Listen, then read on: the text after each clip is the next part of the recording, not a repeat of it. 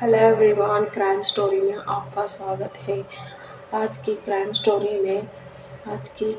में आपका स्वागत है। बेरहम एसएचओ ने छुट्टी नहीं दी, सिपाही का घर उजाड़ा,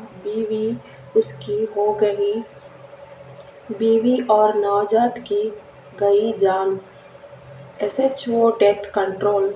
जोलान के एक थाने ने तैनात सिपाही को उसके एसएचओ ने छुट्टी नहीं दी और प्रसव पीड़ा से गुजर रही और उसकी पत्नी को वक्त पर इलाज नहीं मिल रहा सका, जिससे उसकी और उनके नवजात बच्चे की मौत हो गई। और इसी दौरान एसएचओ की छुट्टी ने देने की एक सनक ने एक सिपाही का घर उजाड़ दिया है और उसके घर की 2 जिंदगी खत्म हो गई है। ये किस्सा मैनपुरी के उसी सिपाही का है जिसे उसके एसएचओ ने छुट्टी नहीं दी और उसके घर पर उसकी पत्नी और उसके नवजात बच्चे की मौत हो गई है।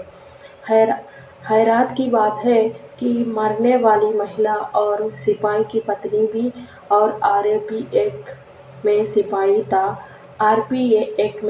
था। इस मामले के खुलासे के बाद भी ऐसे ही मैनपुरी और जलाने के इलाके में पुलिस महकमे में हड़कंप मचा हुआ था और इसी दौरान सिपाही का घर तबाह किया है। एसएचओ की जिद ने जोलान के रामपुरा थाने में तैनात सिपाही विकास के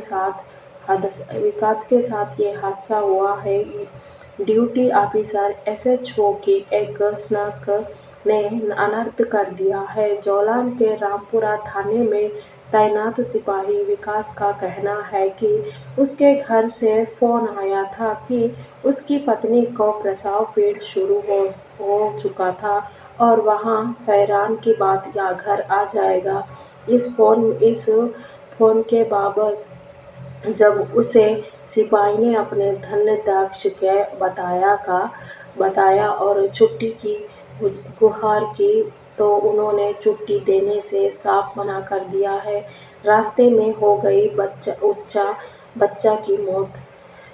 बच्चे की मौत। सिपाही विकास का कहना है कि जब उसे छुट्टी नहीं मिली तो उसने घर वालों से कहा कि वो लोग पत्नी को लेकर अस्पताल ले जाएंगे। सिपाही के घर वालों ने कहा कि सीएचसी ले गए। वहां उसने बच्चे का जन्म दिया मगर अचानक हालत खराब हो गई तो डॉक्टर ने रेफर कर दिया, लेकिन जांच दोनों बच्चे की हालत खराब हो गई है और फिर मौत हो गई है।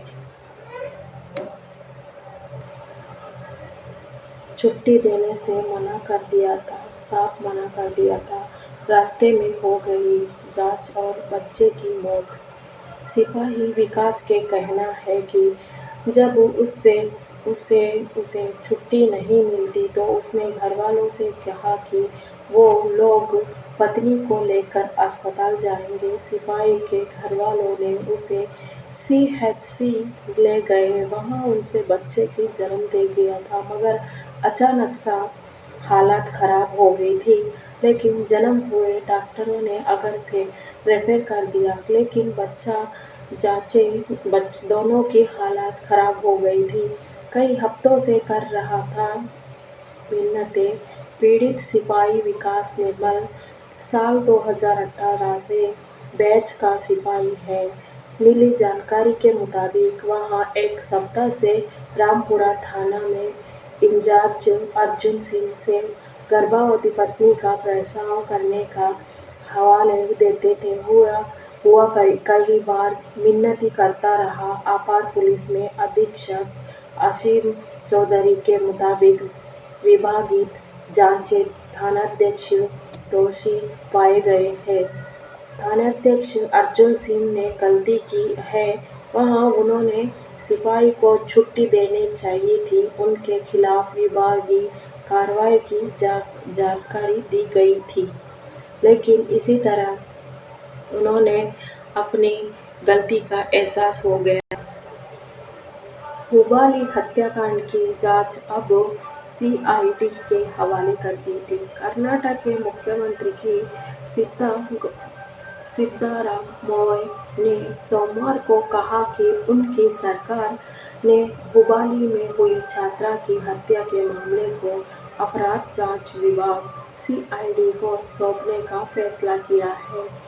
ये कहानी है दरअसल कर्नाटक के मुख्यमंत्री सिद्धरामैया के सोमवार को कहा कि उनके सरकार ने हुबली में हुई छात्रा की हत्या के मामले को अपराध जांच विभाग में सीआईडी को सौंपने का फैसला किया है। साथ ही मामले का जल्द ही निपटारा करने के लिए एक विशेष अदालत का गठन किया जाएगा कि हुबली धारवाड़ के 50+ पुरुष रूप से हो गए थे। हुबली धारवाड़ नगर में निगम के परिषद और कांग्रेस नेता निरंजन हीरामादे की बेटी नेहा हीरामादे 23 साल की उम्र में 18 अप्रैल को धारवाड़ के बीवीबी कॉलेज की परिसर में कथित तौर पर चाकू मारकर हत्या कर दी गई थी।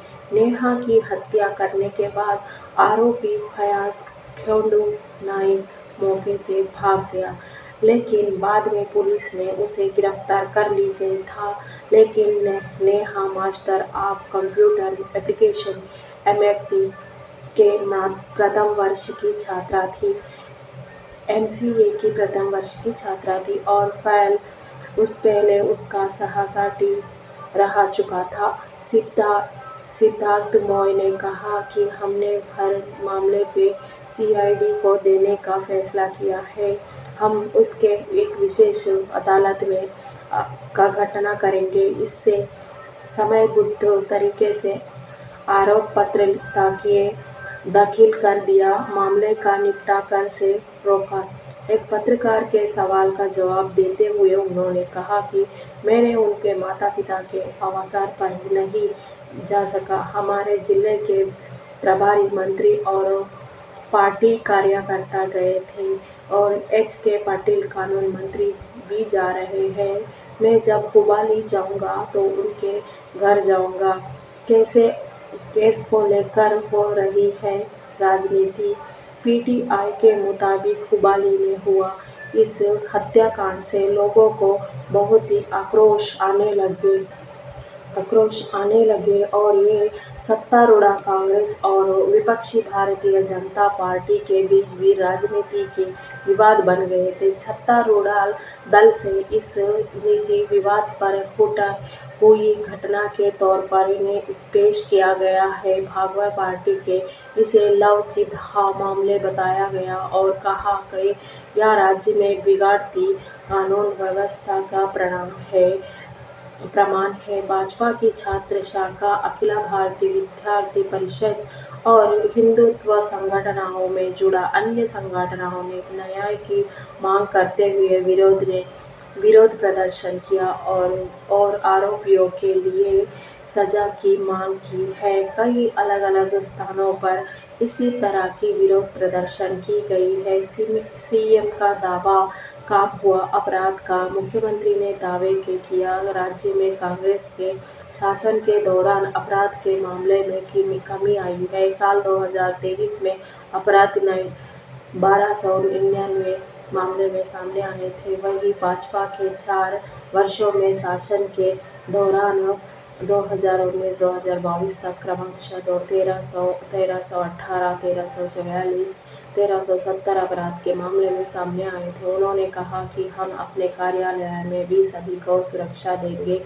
मैंने कहा कि हत्या की कड़ी निंदा करता हुए हम एक विशेष अदालत का गठन कर रहे थे और जांच के लिए मामले सीआईडी को सौंप दिए गए हैं। नेहा के पिता ने 4 और संदिग्धों के शामिल होने के बाद भी कही, मैंने इसकी भी जांच कराने के निर्देश दिया गया था।